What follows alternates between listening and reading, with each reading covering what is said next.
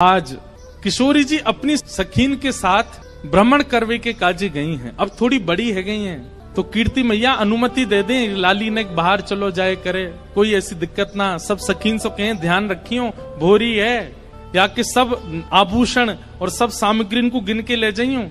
किशोरी जी आज यमुना तट देखने की जिद करती हैं और सब सखीन के साथ यमुना तट गई हैं। यमुना जी की अविरल धारा देख करके किशोरी जी तो वहीं बैठ गईं और सब सखीन से बोली, आज यहीं कछु पामेंगी, यहीं कछु भोजन करेंगी, जाओ वन में से कछु फल ले आओ, वन में से कछु पुष्प ले आओ, एक दूसरे को श्रृंगार करेंगी और यहीं फल को सेवन करेंगी। तो एक एक करके सब सखियां चली गई हैं और सब ढूंढ रही हैं, कहीं से फल तोड़ के, कहीं से पुष्प आदि तोड़ करके चयन करके लाने के लिए सब सखियां चली गई हैं। इतने में ही यमुना जी के उस पार नंद भवन है और नंद भवन से श्री ठाकुर जी खेलने के लिए आ रहे हैं। यमुना तट पर ठाकुर जी पहुंच गए। जैसे यमुना जी के तट पर पहुंचे, यमुना जी के तट पर जाकर के सामने की ओर देखा, बड़े बड़े नेत्र और माथे पे सुंदर रोरी को बिंदा लगाए करके, नील वसन पहन करके छोटी सी किशोरी जी बैठी हैं। ठाकुर जी बहुत देर तक तो मानो जैसे छिप करके आड़ में थी देखने लगे। सूर श्याम देखत ही रीझे, ठाकुर जी देखते ही किशोरी जी के मुखमंडल में ऐसे आसक्त हुए कि सब भूल गए। चक डोरी हाथ में लिए खड़े भये, गिर गई नीचे। और जो भी ठाकुर जी बड़े अदा में निकले ना, बड़े सज धज के निकले, बहुत स्वरूप साज सज्जा सब धारण करके निकले, बड़े कॉन्शियस रहे अपने स्वरूप के प्रति। लेकिन किशोरी जी को देख करके सब भूल भाल गए। ठाकुर जी किशोरी जी को देखा और देखते ही ठाकुर जी सोचने लगे, बोले अरे भैया मैं जाए के पूछूं तो सही जी कौन है, और जी कहाँ ते आई है, कहाँ इनको गांव है, कहाँ इनको नाम है, कैसे आई है, पूछूं तो। वहां सामने छोटी सी किशोरी जी बैठी है, यहाँ ठाकुर जी पीत वस्त्र पहन करके आए। किशोरी जी अपलक नेत्रों से यमुना जी को देख रही हैं। ठाकुर जी आए, थोड़ी आगे आकर के ऐसी अदा करने लगे कि किशोरी जी की नेक दृष्टि पड़े। कछु गान लगे, कछु करन लगे, कछु ऐसे इशारे करने लगे कि किशोरी जी की नेक दृष्टि पड़े लाला पे। इतने में ठाकुर जी के स्वर सुनकर के किशोरी जी ने नेत्र उठाए करके देखो, और जैसे ही किशोरी जी की दृष्टि पड़ी ठाकुर जी पर, ठाकुर जी पूछ रहे हैं, अरे गोरी तुम कौन हो, आप कहाँ रहती हो, आपके पिताजी कौन है, और मैंने पहले तो आपको कभी देखो नहीं यहाँ पे, इतने बरस मोह यहाँ रहते भय गए। तो किशोरी जी बोली, हाँ देखे में लग रहे हो कि 50 साल के तो होंगे तुम। नेक्स्ट से हैं, और नेक्स्ट से किशोरी जी तो पूछ रहे हैं कि मैं इतने सालन ते आ रहा हूँ, मैंने तो आपको देखो नहीं, आपको घर कहाँ है और आपके पिताजी कौन है। किशोरी जी बोली, अरे हम वृषभानु जी की लाली हैं और बरसानो हमारो घर है, वहीं रंग महल में हम रहमे, और यहाँ हमारो खेलवे को कोई प्रयोजन नहीं है, हमारो भवन इतना बड़ा हम वहीं खेलती रहे। अरे जब ते जन्म भयो तब ते आज तक हमने तो अपनो पूरा भवन देखो ही नहीं, इतना बड़ा भवन है हमारे पिताजी को, हमें कहाँ जरूरत पड़ी यहाँ आके खेलवे की। ठाकुर जी बोले, तो फिर अपने भवन में ही खेल लो, काय को आई हो यहाँ पे, यहाँ काय को डोल रही हो, ऐसी छोटी सी हो, कोई हरण करके ले जाएगा तुम्हारो।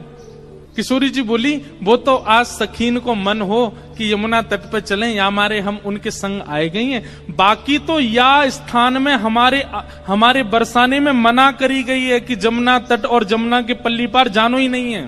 ठाकुर जी बोले, वो काहे को, बोले हमारे बरसाने में ऐसो कहवे कहा कि जमुना के तट पे और जमुना के पल्ली पार एक छोरा डोले, और वह छोरा को नाम तो मैं ना लूंगी, ऐसो सुनो वह को नाम गावे तो प्रकट है जाए। ठाकुर जी बोले, अच्छा कोई और पता, हाँ नंद जी को लाला है, वो नंद जी को छोरा, बाकी पिताजी को नाम नंद है। वाके काजे हमारे पूरे बरसाने में ऐसो हल्ला है कि वो चोरी करे, माखन की दही की चोरी करे। अब भैया पहले तो चोरी छोटी छोटी वस्तुन की होवे, धीरे धीरे फिर चोर निपुण है जाए तो बड़ी बड़ी वस्तुन ने चोरी करे। अब हमें तो ऐसा लगे नंद जी को छोरा दही और माखन की चोरी करे, कहीं हम यहाँ आ गए, हम तो बड़े घर की बेटी हैं, हमारे गले में ऐसे सुंदर सुंदर नवलखा के हार हैं, हमारे कानन में ऐसे महंगे महंगे कुंडल हैं, हमारे ऐसे ऐसे कड़ूला हैं, कहीं वाको मन आ गए और सब हरण करके ले गए तो या हमारे, हम तो यहाँ आमे ही ना है वाके डर के मारे। इतने में ही ठाकुर जी नीची नजर करके सुनने बोले, अच्छा। किशोरी जी बोली, अच्छा तुमने देखो वो नंद जी को छोरा, तुम जानो भाई। ठाकुर जी बोले, वैसे बहुत बदनाम है बेचारो, ऐसो है ना है वो, मैं तो भाई बहुत अच्छे से जानू, वो ऐसो है ना है, बहुत सीध हो भोर हो, बेचारो वाह यूं लगे कि घर में दही खाऊंगो, घर में मक्खन खाऊंगो, मेरी मैया बूढ़ी है गई है, वाकू दही बिलोनो पड़ेगो, बूढ़ी बाड़ी मैया की सेवा करनी चाहिए, वासो काम नहीं करानो चाहिए, या हमारे दूसरे के घर जाके दही खायावे। और इन गोपीन ने वहां पे झूठ और चोरी को आरोप लगाई दियो। मैं तुम्हें सांची बता रहा हूं। किशोरी जी बोली, जा तरीका से आप पक्ष ले रहे हो और जा तरीका से तुम्हारे नैन मटक रहे हैं, बातें तो यूं लग रही है कहीं तुम ही तो नहीं हो नंद के लाला।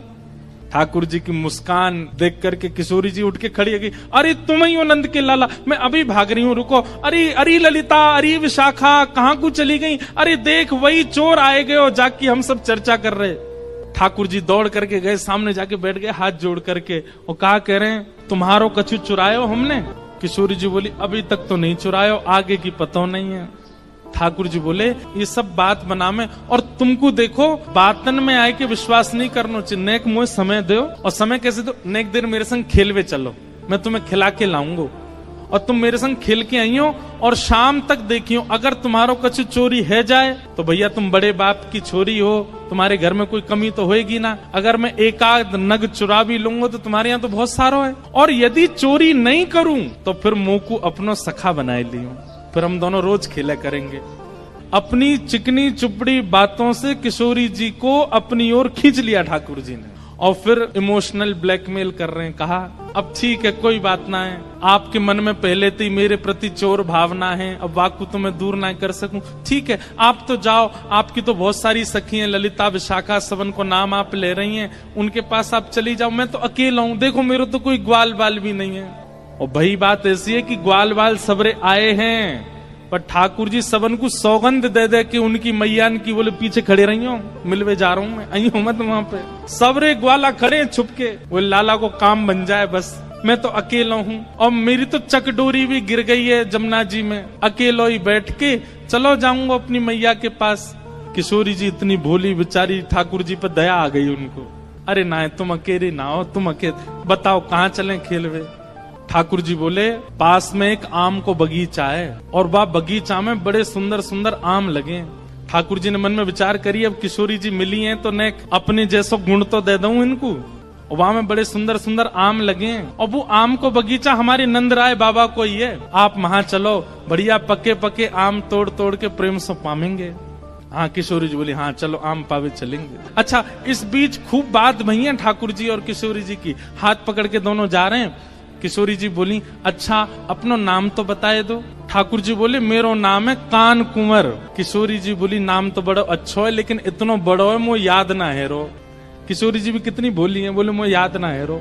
ठाकुर जी बोले, अरे या में कौन सी बड़ी बात, देखो या को स्पर्श करो, जे कहा है, बोले कान, बोले बस या कान को स्पर्श कर दी तुम्हें कान याद आ जाएगा, फिर कुंवर, कान कुंवर, कान ते ही मेरो नाम याद आ जाएगा। किशोरी जी बोली, हाँ तुम्हारो नाम याद आएगा। अच्छा तुम रहो कहाँ को? ठाकुर जी ने अपना पूरा पता बता दियो, जमुना जी पार करोगे सीधे जाओगे, वहां पे गोकुल आ जाएगो, वहां सबसे बड़ी हवेली जो है वो हमारी है, हमऊ बड़े बाप के लाला हैं। तुम बहुत देर से बता रही बड़े तुम्हारो महल है, ऐसो आंगन है, ऐसो सब है, सब बात है रही है। और किशोरी जी को हाथ पकड़ करके ले गए बगीचा में, एक आम को वृक्ष। ठाकुर जी ऊपर चढ़वे में निपुण कम है, और होंगे भी तो किशोरी जी के सामने आज दिखा रहे हैं, मुंह पे चढ़वो ना आवे ऊपर। 2-3 बार चढ़े फिर फिसल गए। किशोरी जी बोली, अरे तुम पे तो चढ़वो ना आवे, देखो मैं चढ़ के बताऊं। किशोरी जी बोले, हाँ आप चढ़ जाओ। किशोरी जी ऊपर चढ़ गई। ठाकुर जी बोले, प्रथम मिलन हुआ है, पहले मिलन में अपनी छाप नहीं छोड़ी तो हम काय बात के कन्हैया, अब आ जाओ ऊपर। ठाकुर जी बोले, अरे श्यामाजू, अगर मैं ऊपर आ जाऊंगा और फिर आम तोड़ेंगे तो नीचे पकड़ेगा कौन, और हम आम तोड़ेंगे नीचे गिर के सब फट जाएंगे तो पामेंगे कैसे? किशोरी जी बोली, हाँ बात तो सही है, तो कहा करें? ठाकुर जी बोले, मैंने अपनी पीताम्बरी खोल ली, आप ऊपर ते आम घेरो। किशोरी जी बोली, हाँ ये अच्छा। नीचे ठाकुर जी खड़े हैं, किशोरी जी आम तोड़ रही हैं, खूब सारे आम तोड़ लिए, ये बारो निकारो वो बारो निकारो। ठाकुर जी नीचे तो ही बता रहे हैं, किशोरी जी ढूंढ ढूंढ के आम दे रही है नीचे। इतने में ललिता विशाखा ढूंढ रही हैं हमारी किशोरी जी कहाँ चली गई, और ढूंढते ढूंढते ढूंढते उनको दूर वृक्ष पर नील पोशाक धारण करी भाई किशोरी जी दिख गई कि ऊपर चढ़ी हुई है वहां पे। यहाँ ते ललिता विशाखा दौड़ी, ठाकुर जी को पता चल गई कि ललिता विशाखा आ रही ऊपर ते। किशोरी जी बोली, ये सब मेरी सखियां सबरी आ रही हैं, अभी इनको भी आम खमामेंगे। ठाकुर जी बोले, ये 8 और ये 9 और मैं 10वो, और आम उतर के आए 5, या को मतलब पहले तो यही पामेंगी और बाकी इनकी सबरी चतुर सखी ये सबरी पा जाएंगी, मुंह को कहा मिलेगो। सो ठाकुर जी ने कहा कियो, हे श्यामाजू जे आम ने गंदे से है गए, मैं इनको जमुना जी में धोके ला रहा हूँ भाई। किशोरी जी बोली हाँ हाँ चले जाओ। ठाकुर जी आम लेके गए और बगीचा संभालवे वारो जो माली हतो का हो वहां से जाके बोले, अरे तू पूरे दिन सो तो रे, बाबा ने यहाँ बगीचा में तू को रखवाली करवे को रखो है। अरे नाय लाला ऐसी बात ना, तेरी बाबा तो जाके शिकायत करूंगा। नाय कछु मत कहियो, देख 9 चोरनी आई है हमारे बगीचा में और सबरी आम चुरा चुरा के ले जा रही, मैं छीन के लाया हूं उनते। 8 तो नीचे उतरी आई, एक अबे ऊपर चढ़ी हुई है, जा देख ले उन्हें। इतने में ही महाराज बगीचा को मालिक आयो, आकर के जैसे ही माने जो दूर से चिल्लाना शुरू, अरे चोर आ गए चोर आ गए। इतने में ललता विशाखा आई, जल्दी से किशोरी जी को नहीं। किशोरी जी बोली अरे वो कान कुंवर आए रहे होगो, कान कुंवर आए रहे होगो। ललता जी बोली भागो यहाँ से, जान बचाओ। जैसे तैसे किशोरी जी को लेकर के भागी वहां थे। ठाकुर जी प्रेम से अब आनंद में आगे बोले, हाँ अब नेक बढ़िया है ना, छाप छूट गई नेक। ये प्रथम लीला है, प्रथम मिलन है किशोरी जी और ठाकुर जी का। लेकिन ठाकुर जी ने लीला तो कर दी, लेकिन यहाँ स्थिति ये हो गई कि ठाकुर जी वापस गए और ठाकुर जी के मन में किशोरी जी की रूप माधुरी ऐसी बस गई है। वो नेत्र, वो नासिका, वो मुखमंडल, वो कान, वो चाल, वो बोली, वो सब ठाकुर जी के मन में ऐसी घर करके बैठ गई है कि अब कोई और सुहा नहीं रहे है। छोटे से ठाकुर जी 5 वर्ष के लाला ऐसे गुमसुम चुपचाप बैठे हैं, चलते चलते हंस रहे हैं, बैठे बैठे मुस्कुरा रहे हैं। जैसे एक प्रेमी की स्थिति हो जाती है, नेक से ठाकुर जी की वैसी स्थिति है। और वही स्थिति हो गई है किशोरी जी की।